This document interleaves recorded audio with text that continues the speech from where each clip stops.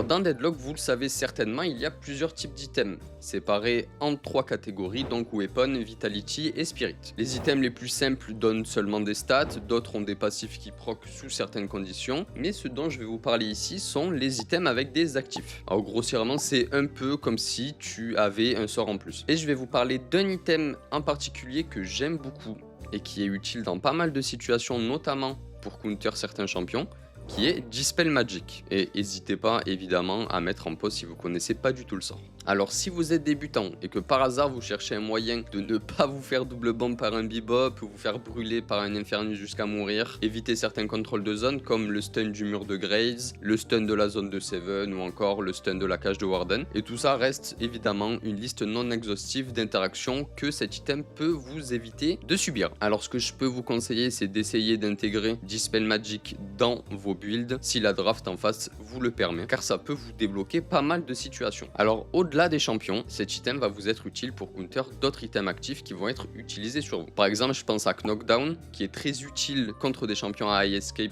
comme Lash par exemple. Je peux en citer d'autres comme Disarming X, qui est l'item par excellence pour counter les gun carry. DK aussi pour les champions avec beaucoup d'HP et de sustain. Slowing X, Focus Lens, Phantom Strike et bien d'autres items peuvent se faire counter également par Dispel Magic. Donc voilà, comme on vient de le voir, bon après j'ai pas cité toutes les interactions avec les items, avec les champions que Dispel Magic peut cancel, mais ça peut vous donner une idée que ce simple item peut avoir un énorme impact sur plein de situations différentes et c'est assez facile de le sous-estimer, surtout pour les débutants. Donc n'hésitez pas à expérimenter ça dans vos games.